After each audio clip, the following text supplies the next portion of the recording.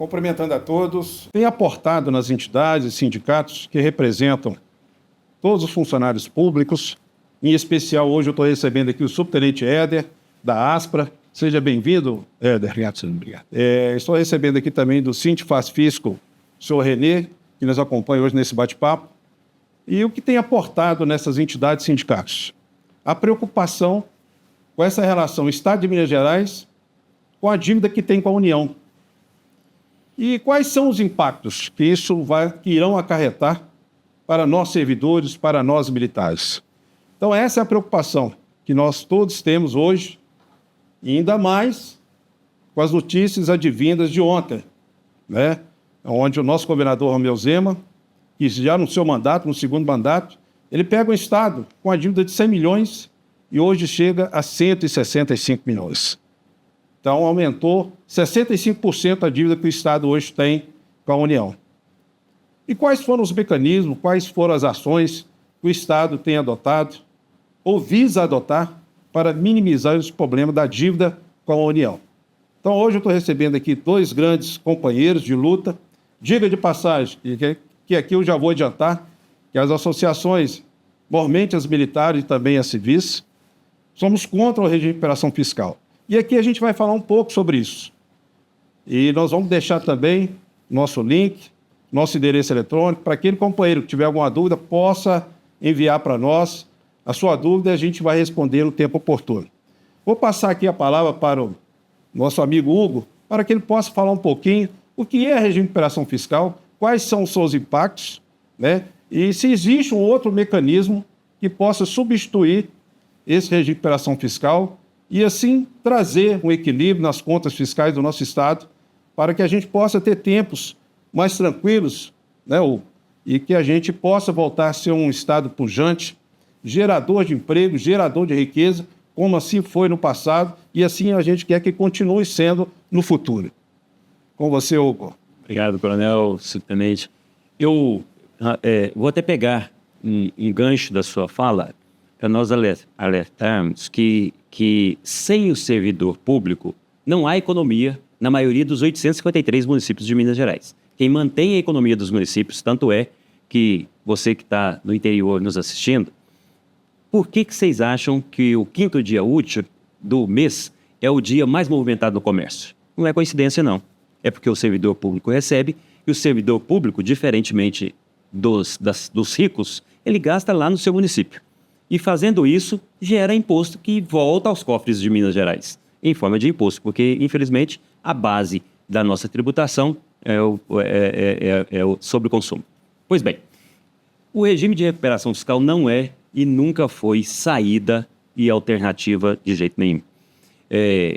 O Zema assumiu, como bem disse o coronel, devendo algo em torno de 100 bilhões, ele assume em 2020, e essa dívida chega a 165 bilhões, somando 95 diretamente com a União e 70 garantidos pela União. E por quê? Quanto de dinheiro novo nós tomamos emprestado? Quanto Zema tomou? 0. Ou seja, a União passa a ser uma agiota de um ente federado. Isso nós não podemos aceitar. E aceitar essas regras do regime de recuperação fiscal é desrespeitar o povo mineiro. Mas e para nós, servidores e servidoras, o que aconteceu ontem? Ontem, o STF ele não julgou, porque há uma confusão, porque as pessoas estão achando que julgou a homologação do regime de recuperação fiscal. Não foi isso. Ele foi um pedido do governador ao ministro Cássio Nunes, que, numa decisão monocrática, ele dá uma liminar para que o Estado de Minas Gerais fosse tratado como se no regime de recuperação fiscal estivesse, coisa que ainda não está, porque ele não cumpre os pré-requisitos da lei. Então, só que a partir disso, ele emite um decreto, que aí sim vai afetar a todos nós, vai afetar todos os servidores, vai afetar pensionista, vai afetar todo mundo. De que forma? Não pode haver um crescimento das despesas da folha, por exemplo, só o crescimento vegetativo. Então, nós teremos o orçamento desse ano somente com o IPCA do ano que vem. Isso será o orçamento do ano que vem. E assim por diante. Em 2025, em 2026 o orçamento de 25 mais o IPCA. Isso não cabe dentro. O governador vai ser obrigado a cortar. E ele tem duas coisinhas para cortar. Ele tem uma para colocar o teto de gastos, e vocês não tenham dúvida que tem uma PEC, que é a PEC da reforma administrativa. Essa sim, corta quinquênio, corta DE. Está engavetada lá, né? Está parada na Assembleia Legislativa. Ele vai, não é que talvez ele vá botar essa PEC para caminhar, não. Ele será obrigado para cumprir o que o regime de recuperação fiscal exige. Então você que está nos ouvindo, eu vou fazer uma fala diretamente ao servidor militar. O servidor militar, ele tem que ter muito mais preocupação, tem que procurar demais as duas associações, porque eu não tenho dúvida nenhuma que eles vão tentar mexer, que o governo vai tentar mexer na previdência de vocês. Porque ele não, como o orçamento vai estar engessado, ele vai ter que cortar coisas para caber lá dentro daquele orçamento e cumprir o que o regime de recuperação fiscal, que é cruel, exige. Então, ou a gente trata de brigar contra esse decreto, temos que derrubar esse decreto primeiro, e depois não deixar que o PLC, que trata do teste de gastos, passe na Assembleia Legislativa. O coronel, em todas as minhas idas na Assembleia, o coronel está sempre lá na luta contra esses absurdos, tentando minimizar essa terrível sana do governador em prejudicar os servidores públicos, em especial os servidores militares. Ok, muito obrigado, Hugo. Vou pedir aqui a colaboração do subtenente Éder, pessoa que eu tenho muito apreço e respeito, viu, Éder? Principalmente no ambiente federal, onde em 2019 nós caminhamos junto lá com a PEC 06, reforma da Previdência, e onde você, militar, que está nos assistindo agora, alguns direitos, ou muitos dos direitos que estão preservados aí, as entidades tiveram uma participação muito efetiva. E eu, então, reputo aqui o meu agradecimento e pouco ao subtenente Éder pela luta e a caminhada conjunta que nós tivemos lá. Mas vamos lá, Éder. Assistimos aí ontem a notícia de um decreto expedido pelo governo, já limitando o teto de gasto, sem autorização do Parlamento Mineiro, né? São os nossos deputados que nos representam, que representam toda a sociedade de um modo geral. Eu gostaria que você falasse um pouquinho sobre esse mecanismo já ajustado pelo governador, e, né, quais serão os impactos disso em se tratando de direitos, prerrogativa de nós militares. Ou seja, primeiro agradecer pelo convite, cumprimentar o Hugo, presidente do Sinfasfisco. Ali conhece o cofre do Estado, tá? Então, como diz com propriedade. Mas vamos lá. Primeiro, eu queria só pegar uma janela na fala do Hugo. Veja bem, diferentemente, eu acredito eu, Coronel Silvio, se eu estiver equivocado, me corrijam aqui ao vivo, não tem problema nenhum, nós estamos aqui para falar a verdade, não enganar quem quer que seja. O toca num ponto que o Estado está preocupado com o que nós chamamos, e ele disse muito bem, do crescimento vegetativo da folha. E para nós militares, nós temos dois tipos que eu posso chamar de crescimento vegetativo da folha. O primeiro é a DE e quinquênio, quem tem, mas o quinquênio e a DE, isso pode valer para os demais conjuntos dos servidores civis. Mas para nós militares, todo dia 24 de dezembro, nós temos um crescimento vegetativo da folha, que é a promoção dos militares. Sim. Todo 24 de dezembro, nós temos, em cumprimento ao nosso ordenamento jurídico, diversas promoções, sejam elas a partir de terceiro sargento e vai aí sucessivamente. Nós estamos às vésperas de uma formatura de um curso especial de formação de sargentos, que vai ser amanhã na academia. Se não me engano, estão formando 600 novos sargentos que eram cabos, e final do ano nós ainda teremos ainda mais uns 100 números de sargentos.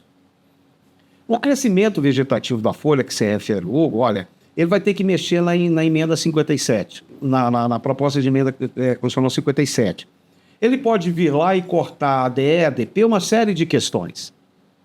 Mas quando ele trata, e aí esse é um dos pontos cruciais que nós devemos focar, no decreto do teto de gasto, quando você vai ter que trabalhar para o orçamento do ano seguinte, LDO e LOA, com o crescimento do IPCA, nós estamos falando em 4%. Só a promoção nas polícias militares e corpos de bombeiros militares ultrapassa esse percentual. Então, como é que ele vai permitir que o orçamento da PM ele ultrapasse os 4%? Do orçamento nosso está lá. Você tem despesa de custeio e capital. né? A LDO traz todas essas nuances todas. Esse é um primeiro ponto que nos preocupa. Porque, por mais que nós talvez não estejamos incluídos na 57 diretamente dizendo que não haverá promoção de soldado a cabo, de cabo a terceiro sargento, por vias oblíquas e reflexas, ele vai ter que mexer no nosso estatuto para impedir promoção, para se adequar a essa exigência, porque, olha, se o orçamento da Polícia Militar, vou pegar em números genéricos aqui, reais que eu não trouxe aqui, o LDO, se quem quiser acessar, está lá na Assembleia, é público. Se ele trouxer que vai gastar com o pessoal R$1 bilhão, para o ano que vem, mais do IPCA, ele só vai poder gastar R$1 bilhão mais 4% do IPCA. E como é que ele vai fazer isso? Ele vai fazer cortando direitos e benefícios. Então, essa é uma questão, Coronel, que nos preocupa, a promoção. Mas tem um problema maior que nós estamos discutindo, que é o 2239 na Assembleia, que é a reforma do nosso Instituto de Previdência. O governo sabe, então, o que eu vou dizer aqui, não estou omitindo ninguém, porque o governo, quando vai negociar conosco, ele diz, olha, a saúde dos militares nos custa 80 milhões por mês, impacta 800, 900 milhões por ano. E nós sabemos que a saúde da segurança pública é diferente de IPCA. Sim. Por exemplo, eu sou presidente da ASP, e na ASP nós temos lá 110, 115 funcionários, e que assinei esta semana um reajuste no plano de saúde que é de benefício dos funcionários nossos, que é junto a uma, eu não sei se eu posso dizer o nome aqui, mas enfim, vou dizer, que é da Unimed. Nós temos um plano para atender os funcionários da ASPA, que é a Unimed. Eles nos chegaram com uma proposta de reajuste de 24%. Então tá aí, é uma pergunta que nós precisamos fazer, é uma interrogação que nós precisamos fazer e questionar isso junto ao parlamento e ao governo. Porque, olha, como vai ficar, porque é o que disse bem, né? Enquanto não mexer na 57, ele não vai tirar direito nosso, nem com o quinquênio, nem com a ADE, nem com férias prêmio, etc. Por quê? Ele tem que ter um instrumento jurídico normativo para cortar os nossos direitos que estão constituídos nos nossos estatutos, nos nossos ordenamentos jurídicos, seja do servidor civil, seja dos militares. Então, ele não pode fazer isso sem que altere a lei. Sim. Mas a adesão pura e simples dele, aí nós vamos falar um pouco do Propag, nós vamos falar um pouquinho dessa do regime de recuperação fiscal, para que ele faça o adensamento, para que possa aderir a isso obrigatoriamente, aquilo que nós sempre dissemos nesses últimos 3, 4 anos. Obrigatoriamente, ele tem que fazer a reforma administrativa. Mas o que nos assusta, o Hugo e Coronel Cirilo, é como as coisas, a velocidade com que acontece. Veja bem, eu vou usar uma força de expressão aqui, que até que se eu tivesse aqui no bolso, eu usaria ele aqui. Nós somos tratados, servidores, como palhaços pelo governo do Estado. Porque, veja bem, nós tínhamos, né, tá lá o Rodrigo Pacheco, o senador, discutindo com o governo federal a eventual Propag, que agora não sabemos o nome, que é para repactuar a dívida dos estados, não só de Minas Gerais, que ela, sim, atende aos anseios do servidor, porque não tolhe, não corta direitos. E nós temos debatido isso e acompanhando, isso é fato. Ocorre que às vésperas de votar um projeto desse, que saiu do Senado aprovado, foi para a Câmara, aí sim, veja bem o que é a conformação política que ultrapassa a nossa dimensão e diz que nós, servidores, nós temos que ter um nariz de palhaço, nós somos tratados como palhaços. Nós temos 3 elementos fundamentais que tomaram uma decisão ontem. Primeiro, que é a Advocacia Geral da União, a AGU, a Advocacia Geral do Estado e o STF. Então, como bem disse o que ele disse? Ele não julgou o mérito da STF, disse que já pode fazer a adesão sem que tenha que passar pela Assembleia Legislativa. E aí também, o mesmo nariz de palhaço, eu entendo que há de ser disposto nos 77 deputados que estavam discutindo o regime de recuperação fiscal e foram atropelados por uma decisão que politicamente o governo adotou. E eu afirmo politicamente por uma razão muito simples. Mal saiu o resultado da decisão entre a AGU, a GE e a STF, e nós já tínhamos publicado no Diário Oficial do Estado de Minas Gerais o decreto de contingenciamento, o decreto do teto de gasto do governo.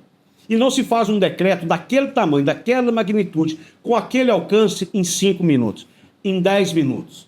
Você que trabalha na Receita. Aquilo é um documento elaborado, você diz, vamos fazendo isso, vamos empurrando com a barriga, força de expressão que nós usamos muito aqui, porque a hora que der isso, nós já temos isso. Então, ou seja, enganou a Assembleia Legislativa, fez todos os deputados de palhaço, porque discutindo com eles, sabendo como é que a coisa estava sendo tramitada, enganou o Congresso Nacional, porque nós estamos a aprovar, defender o Propag, e ele faz uma adesão ao regime de recuperação fiscal. por vias oblíquas, cujos reflexos para os servidores sequer agora, depende de aprovação da Assembleia para o RRF. O que vai depender da Assembleia agora? Olha, você faz uma adesão aqui, homologada pelo Poder Judiciário. Agora, Assembleia, você é obrigado a fazer isso. Em que medida? Você tem que mexer nos direitos e prerrogativas do conjunto de servidores e dos militares estaduais, porque eu homologuei isso aqui. E aí, o que a gente precisa discutir, que talvez, ainda que não seja nesse instante e momento, olha, Minas pode abrir mão dessa homologação e aderir ao PROPAC? É o que a gente tem que dizer. Ah, pode. Tá. Agora, o pode, ele vai fazer por força ou ele vai ficar... Porque o PROPAC é muito melhor para nós. Para nós, o conjunto de servidores e o Estado de Minas Gerais. Nós discutimos aqui em off, antes do bastidor, por exemplo, nós temos a Codemig, que já pode ser privatizada por 50 bilhões, ele tem em caixa 40 bilhões, que é lá da Vale, aquela coiseirada toda. E aí, o que as pessoas não entendem essa dívida de Minas, que ela começa a pagar agora, a partir de 1º de outubro, por 9 anos, daqui a 6 anos, ou terminar, daqui a 2 anos, termina esse governo, nós temos a eleição de 2026. Pode ser que suporte isso por mais 4 anos e depois torna-se impagável novamente. Então, assim, é muito preocupante. E, primeiro, essa conformação política toda que fez com que, olha, rapaz, nós estamos acompanhando a Assembleia há quantos anos? A Assembleia foi desconsiderada, desprestigiada e ignorada. E aí, nós temos que tomar um cuidado, que os deputados têm que tomar um cuidado, porque eles sabem. Se os deputados revogarem esse decreto através do Poder Legislativo, que eles têm esse poder para isso, o governador vai dizer para você, agora está aqui, a responsabilidade é sua de dizer o que eu tenho que fazer, porque lá eu homologuei, que lá é um direito e prerrogativa do Executivo. Mas vai jogar no colo do Legislativo o que ele deverá fazer, como fazer, e pior, terá que fazer. Terá que fazer. Bom, o que a gente espera, né, assim, que nesses próximos dias, vamos ver se esse PROPAG avance, para que, se nós tivermos que fazer pressão na Assembleia, para que não faça adesão de fato ao que foi homologado pelo STF, AGU, AGE e STF, para que seja menos danoso. Agora, a questão hoje eu digo para vocês com muita tranquilidade, está um especialista aqui, outro especialista, eu não consigo dizer qual o alcance no servidor civil e nos militares de tudo isso que está lá. O alcance em que sentido? De cerceamento de direito, de prerrogativa, por quê? Nós sequer conseguimos interpretar ainda, vírgula por vírgula, ponto por ponto, ponto e vírgula do decreto. Nós não tivemos acesso ao acórdão homologado, tivemos a notícia do que foi, em que medida ele impõe, em que medida ele determina, em que medida ele obriga.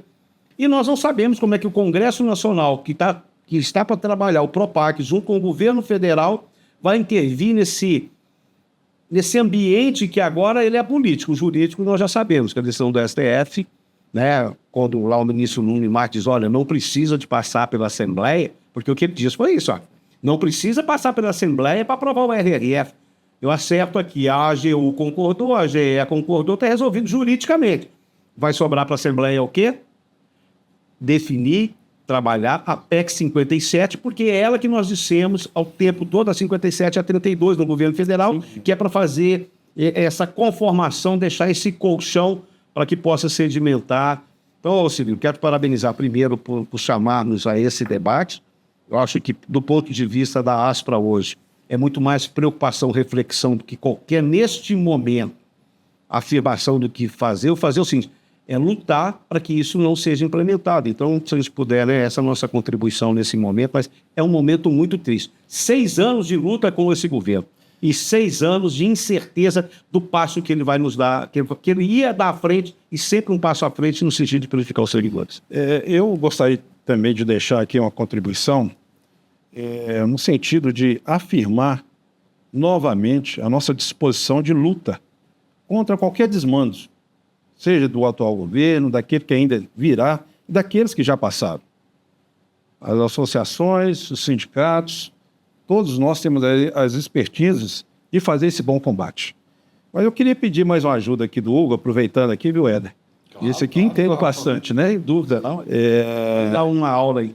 A gente tem visto lá, pelo menos nas últimas 24 horas, dentro da Assembleia, que a gente também frequenta muito o ambiente da Assembleia, já um bloco de oposição ao governo do Estado que estão ali já procurando se organizar e criar uma ferramenta que possa sustar esse decreto. Como é que isso você tem visto aí nas últimas horas? Essa ferramenta, inclusive, existe. Né? Essa ferramenta existe porque o poder do Legislativo foi atropelado pelo decreto. Não é a primeira vez que o governador faz isso, não. Ele já fez em outras vezes.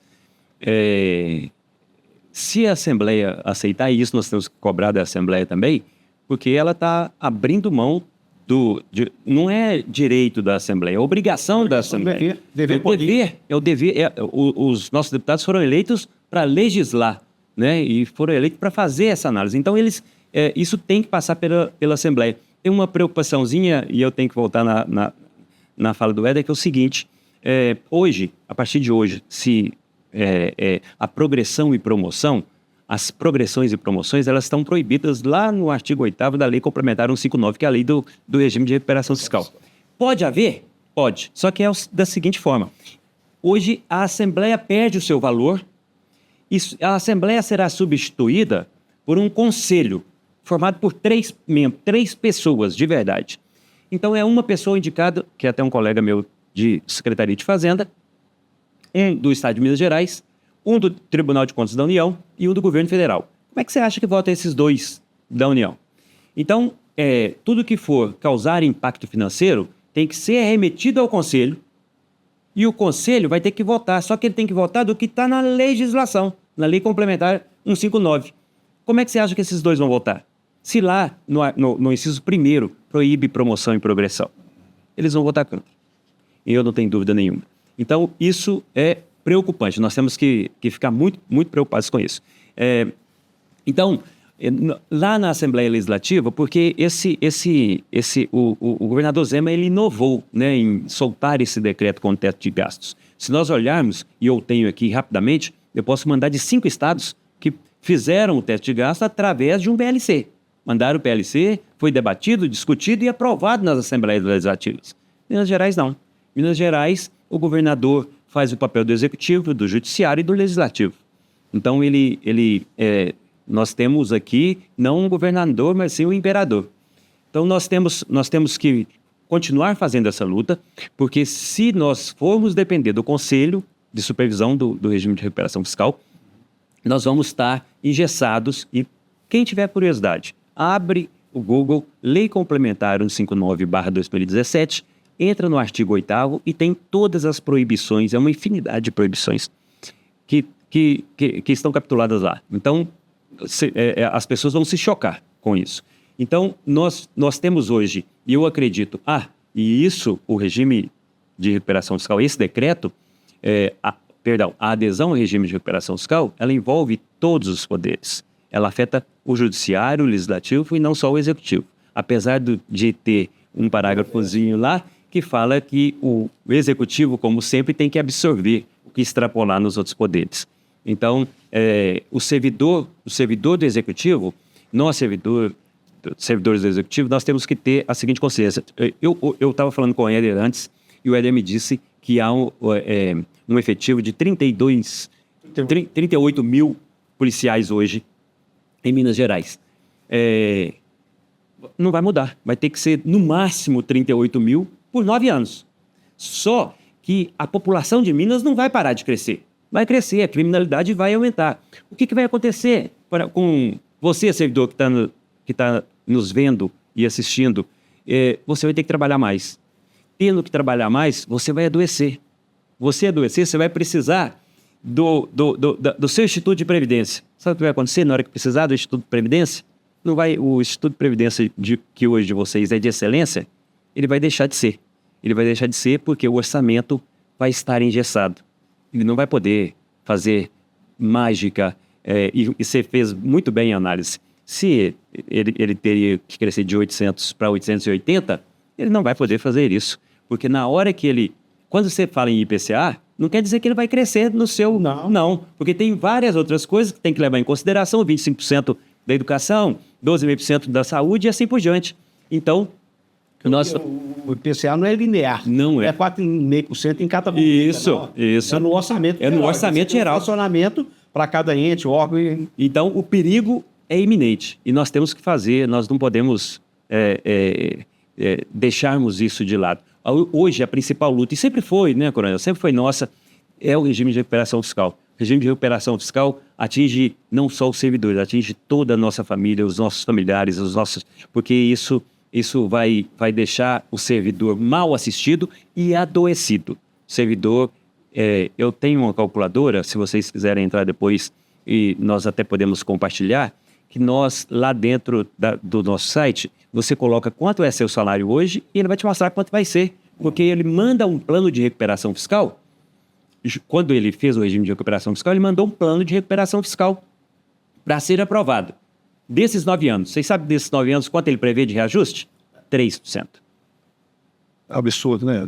3%. Então, é só você pegar, você que está nos assistindo, pega seu contra-cheque de 9 anos atrás e vê se você consegue viver com aquele seu salário. Essa política, né, neoliberal, nada contra os outros poderes, mas que também irão sofrer consequências com relação ao teto de gasto. Mas, mais uma vez aqui, Éder, os funcionários do Executivo estão pagando uma conta muito alta, da qual não foram responsáveis por essa dívida. O servidor público do Executivo, ele autua, ele fiscaliza, ele aplica sanções, faz a arrecadação, muito bem, você sabe disso. No caso de nós militares, a gente promove a segurança pública, traz a tranquilidade pública, com muito esforço, com muito afinco, até mesmo com o sacrifício da própria vida, né? Perdemos aí 2 sargentos recentes na nossa história, ficou lá marcado na história da Polícia Militar. E eu posso observar e atestar, e vocês também, eu acho que vão comungar com o meu pensamento, um ambiente de pouca valorização ou quase nenhuma valorização, seja do servidor público, seja dos militares estaduais, que tanto fizeram e continuam fazendo para o crescimento do Estado de Minas Gerais. O que a gente recebe é isso, é uma ingratidão, uma desvalorização de todos nós. Como fazer entregas qualificadas num ambiente de pouca valorização? E ainda com mecanismos jurídicos que vai afetar diretamente a qualidade de vida de todos nós. Como bem disse o Hugo, não somente a gente, direto, mas os nossos familiares. E isso me entristece muito, mas isso também não me desanima, Éder, e nem Hugo, a continuar nessa caminhada, nessa luta de defesa. Não vou falar dos nossos associados, mas da sociedade de um modo geral. Porque antes de ser militar, nós somos sociedade, eu sou indivíduo, eu sou um ser que contém direito. E esse direito tem que ser protegido pelo próprio Estado. E hoje a gente está vendo o avesso disso. Bom, você que nos acompanha até agora, agradeço. Em breve a gente retorna com outro programa, com outra atividade, com outro assunto, com outra pauta. Basta você nos enviar. Hoje nós estamos fazendo aqui no ambiente da associação, mas pode ser em qualquer outro ambiente. Tanto eu, quanto o Éder, quanto o Hugo também estamos disponíveis, né, para qualquer dúvida, qualquer participação de qualquer debate. Então fica aqui o meu agradecimento àquele companheiro que ficou até agora conosco, Éder, né? Fica aqui a nossa continência, o nosso agradecimento. E vamos continuar monitorando esse ambiente, um ambiente ainda muito árido, onde a gente percebe que alguns direitos e algumas prerrogativas de todos nós estão ameaçados. Não é brincadeira, isso não é brincadeira. Ficar em 9 anos futuros com a projeção de um reajuste de 3% é algo muito preocupante, né? E nós que mexemos com a segurança pública, né, isso é muito mais preocupante.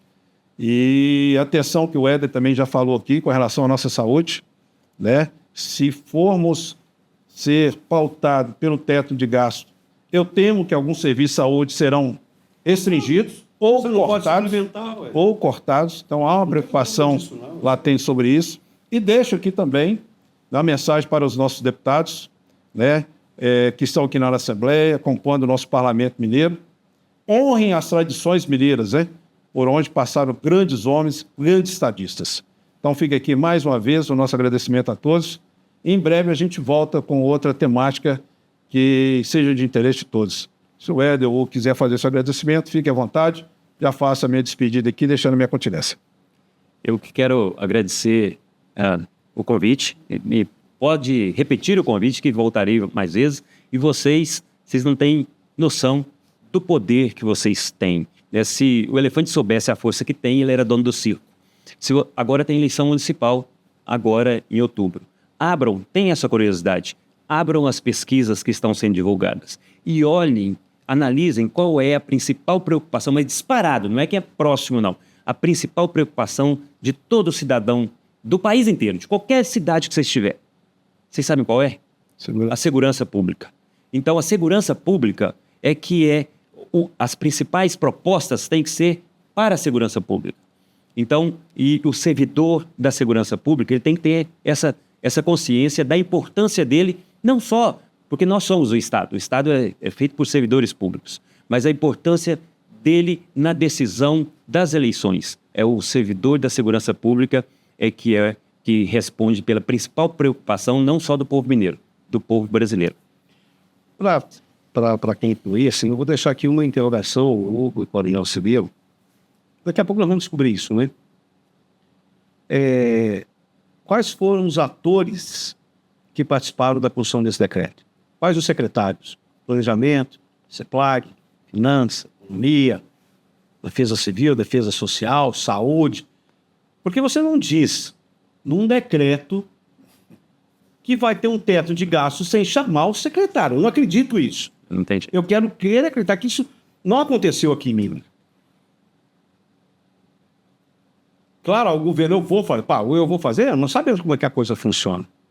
Mas nós não vimos até agora qualquer insurgência sobre isso.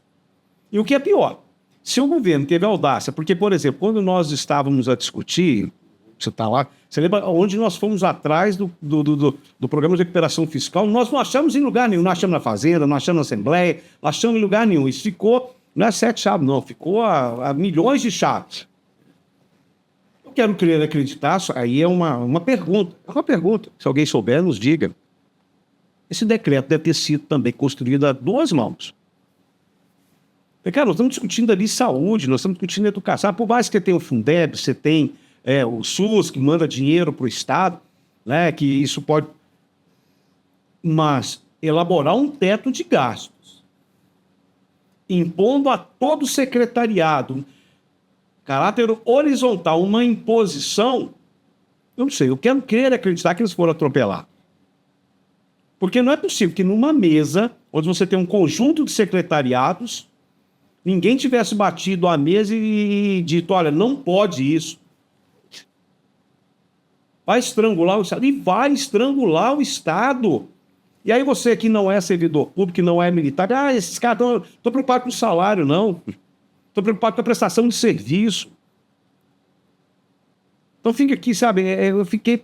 Cara, esse negócio, você trabalha na secretaria, cara, você elaborar uma norma para impactar, vocês vírgula, alcance e, poxa, nós tomamos conhecimento ontem de que havia sido, meia hora depois já estava publicado. Mas enfim, é só para uma reflexão que tem muito mais coisas que nós vamos acabar descobrindo ainda nesses próximos dias, e nós acreditamos, para encerrar, eu agradeço mais uma vez, que a Assembleia Legislativa fará o seu papel e vai trazer esse debate, e nós estaremos na Assembleia participando desse debate, e nós precisamos jogar a luz no conceito central deste decreto, que não é só meras palavras, meros artigos, tem um conceito que nós precisamos jogar a luz ali, entender o alcance. Mais uma vez, obrigado pelo convite, obrigado pela oportunidade de estar contigo nesse momento, um prazer, obrigado. Obrigado, Éder, obrigado, Hugo, e até a próxima.